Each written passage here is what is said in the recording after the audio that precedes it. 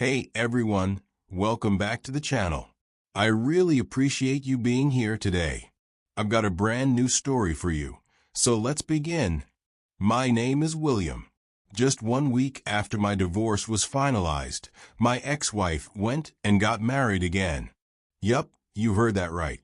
She went on and on about how she finally found her perfect husband. You would have thought she hit the jackpot with how much she bragged about this guy. But when I finally saw this perfect husband she had traded me in for, I couldn't stop laughing. But before you start thinking I'm just being petty or mean, let's take it back to where it all began. Because for you to really get why this is so funny to me now, you need to hear the full story. So let's start from the beginning. I first met my ex-wife when I was just visiting my aunt one weekend. My aunt always liked it when I stopped by, so I made the trip. When I got there, Evelyn happened to be there too. Apparently, she knew my aunt through their church group. They weren't exactly best friends, but close enough that she would swing by now and then to check in or lend a hand. I'll be real with you. The first time I saw Evelyn, I barely even noticed her. Not because she wasn't pretty or anything like that. She was. But you know how sometimes you meet people and they just don't leave a mark on you? That's exactly what it was. We exchanged a few polite words, but that was about it. If you'd asked me a week later to describe her, I probably couldn't have told you a single thing about her. Fast forward a few months later, and I ended up visiting my aunt again. Only this time, Evelyn was there too, but the situation was a little different. She was up and moving, helping my aunt with cleaning around the house, cooking, little things like that. We ended up talking a bit more that day, but the conversation flowed a lot smoother than I expected. I didn't even realize how much time had passed until she said she had to head out. As she was getting ready to leave, my aunt, being her usual nosy but well-meaning self, nudged me a little and whispered, "You better not let that one get away." I laughed it off at the time, thinking she was just being playful. But before Evelyn left, she casually pulled out her phone and said, "Hey, let's stay in touch." I gave her my number, she gave me hers. After she left, my aunt teased me even more. She made some joke about how I was hooked already, which made me laugh. I didn't think much of it back then. But looking back now, I realize that was the beginning. I just didn't know it yet. We started talking, and we would text throughout the day. Sometimes we'd talk on the phone for hours at night. She always seemed interested in whatever nonsense I was rambling about. One thing I made sure of early on was that she was actually single. My aunt, who knew her through church, had already confirmed it without me even asking. That gave me the green light to relax and just see where things would go. After a few weeks of talking, I finally worked up the nerve to ask Evelyn out. She smiled and said yes. We set up our first date for the following weekend, and from there, everything just started to fall into place. The dating phase between us was easy. We dated for a few years before we even talked seriously about marriage. I figured people who rush into marriage often crash and burn because they never took the time to really know each other. Eventually, after years of dating, we decided it was time. We got married with a belief that we had done everything right. But sometimes, life doesn't work the way you think it will. I see it clearly now. We took the slow path, believing it would guarantee our married life. But it didn't. After our wedding, I settled into a new job that paid better than anything I'd ever had before. At the time, it felt like the smartest move I could make for us. The only problem was that it meant I had to travel a lot, flying out of state for days, sometimes even weeks at a time. I hated being away, but I saw it as a temporary sacrifice for a long-term win. Bring in good money now, set us up comfortably, and later on, I could find something more stable closer to home. It made sense to me. I thought it would make sense to my newly wedded wife, Evelyn too. At first, she seemed supportive. But as the trips piled up, so did the tension. What used to be a warm goodbye kiss turned into a stiff nod. Instead of asking when I'd be back, she started saying things like, "Of course you have another trip." I tried to explain to her again and again that I wasn't doing this because I wanted to be away from her. The money was important. But no matter how many times I tried to explain, she wouldn't understand. To her, it just looked like I was choosing work over her.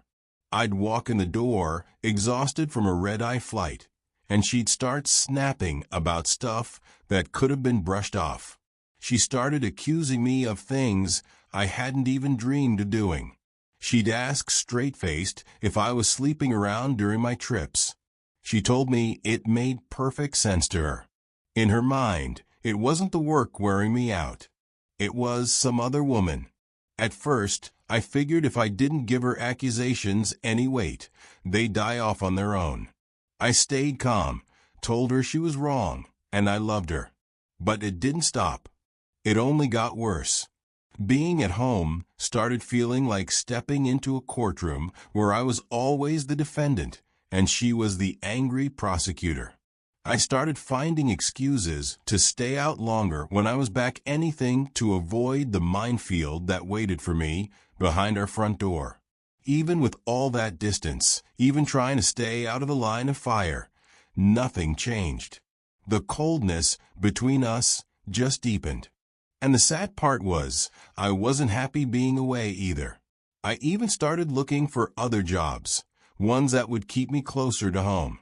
But the few offers I got barely paid enough to scrape by. It felt like no matter what I did, I was choosing between being broke or being lonely. And neither one felt like a real win. I remember coming back home after one of my work trips, and when I walked through the door, she greeted me with a small smile. At first, I thought she had finally gotten tired of fighting, or she realized that we were both better off if we just let the small stuff go. For a while, I concluded that things were getting better. But it didn't take long before I noticed something else. Evelyn wasn't always at home much anymore. She'd say she was running errands or going to her friend's house. I didn't want to jump to conclusions. I didn't want to be that guy accusing his wife of cheating just because she had a life outside the house. So I kept it to myself at first. But deep down, that gut feeling had already started to grow, and it was only getting louder. One afternoon, Evelyn told me, like she always did, that she was heading to her friend's place. I just nodded and watched her leave. A few hours later, I was sitting in the living room when the doorbell rang. I opened the door, and the same friend Evelyn claimed she was with was standing right at the door, asking if Evelyn was home. I just stood there for a second, not even knowing what to say. I invited her in, while thinking about what I should do. After a few minutes, I picked up my phone and called Evelyn. She answered, and when I asked where she was, she said, without hesitation, that she was at her friend's place. I looked over at her friend sitting on the couch right across from me and felt a wave of anger and sadness at once. I asked Evelyn, "Is your friend there with you?" She answered without missing a beat, "Yes, she's right here." That was it. She had lied straight to my face without even flinching. I didn't say anything else. I just told her, "All right, see you later," and hung up. Sitting there, looking at her friend, who clearly didn't know what was going on. I decided I would wait until she walked back through that door. She owed me an explanation, and this time there was no talking her way out of it. When Evelyn finally came home later that evening, I was ready. I asked her straight out, "Where were you today?" She repeated the same lie, talking about how she had spent the whole afternoon at her friend's house. I didn't yell. I didn't make a scene. I just told her calmly that her friend had been at our house looking for her. I watched her face shift. At first, she stuck to the lie, said I must have been mistaken. I asked her to call her friend right there and then to clear it up. That's when she refused. Gave excuses about how it would be awkward, how she didn't want to drag her friend into our drama. The second she realized the lies weren't working, she changed gears completely. Instead of apologizing or even admitting anything, she started attacking me. She said I had abandoned her emotionally long before she started going out, that I was always choosing work over her, that maybe if I had been a better husband, she wouldn't have needed someone else. She even threw accusations at me, claiming I must have had someone on the side too, since I traveled so much. It was like she wanted to flip everything around, so I'd be the villain and she could be the victim. Eventually, she admitted there was someone else. Someone who made her feel seen and appreciated. Told me point blank that he was better than I ever were. She didn't hold back. She went on and on about how wonderful he was, how attentive, how supportive, how different from me. The moment Evelyn finally came clean about seeing someone else, I didn't try to change her mind, and I sure didn't beg. I called a lawyer the next morning and filed for divorce. It was one of the hardest decisions I've ever made, but at the same time, it was the easiest. When someone shows you they don't value you anymore, you don't stand there asking for more punishment. You leave. I didn't want to live another day pretending we still had something to save.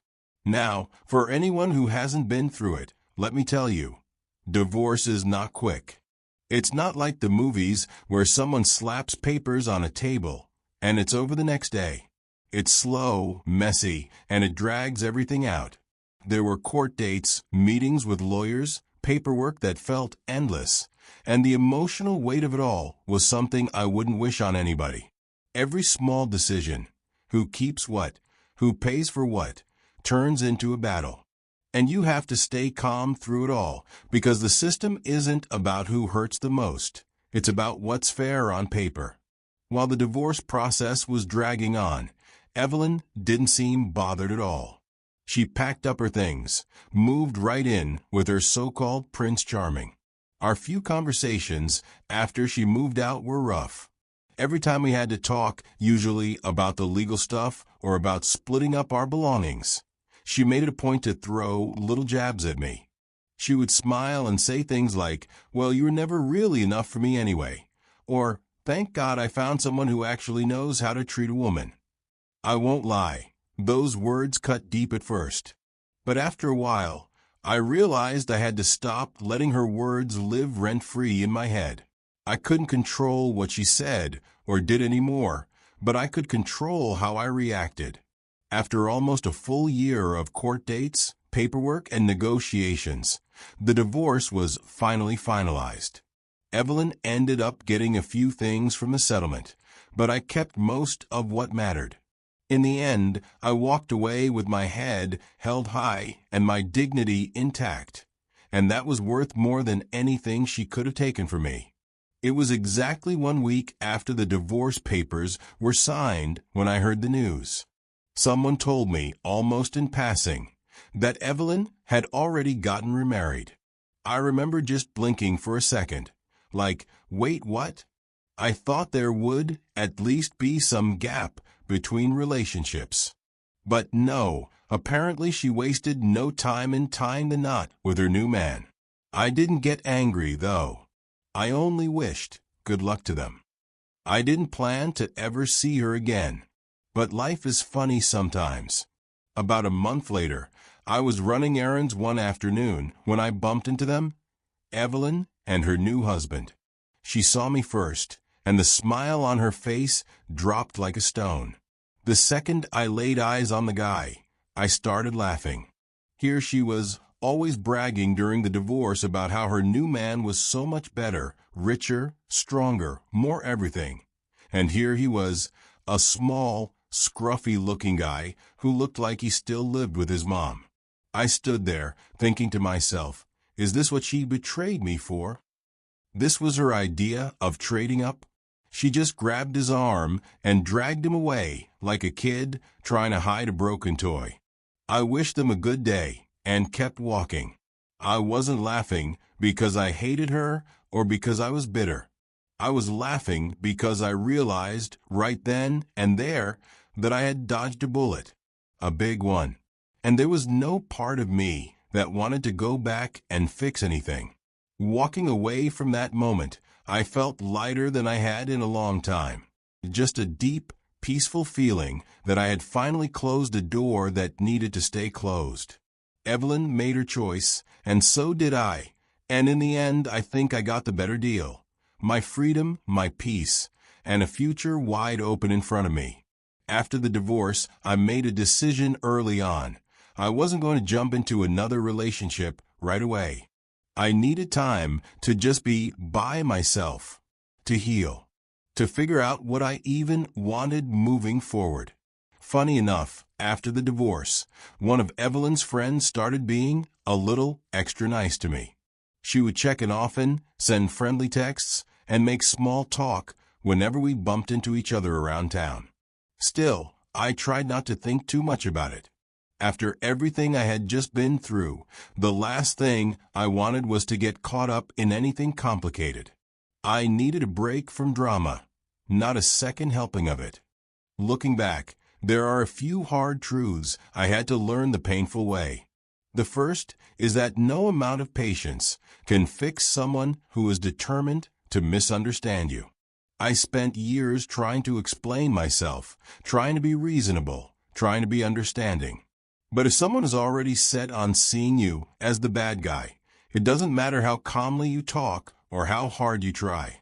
They will twist your words, your actions, even your good intentions into something ugly. And that's not your fault. Another lesson is you can't lose someone who was never really with you in the first place. I used to think losing Evelyn meant I had failed, that I had let something valuable slip through my fingers. But the truth is, she had checked out long before we signed the divorce papers. She was physically there, but emotionally, she had left the marriage a long time ago. I share all this not because I want anyone to feel sorry for me, but because maybe someone out there needs to hear it. Maybe you're stuck trying to fix something that can't be fixed. Or you're blaming yourself for someone else's decision to walk away. If that's you, I hope you'll take it from me. Peace is better than pretending. Freedom is better than forcing something that hurts you. Anyway, that's my story. What do you guys think? I'd love to hear your thoughts down in the comments. Have you ever been through something similar? What did you learn from it? Let's talk about it.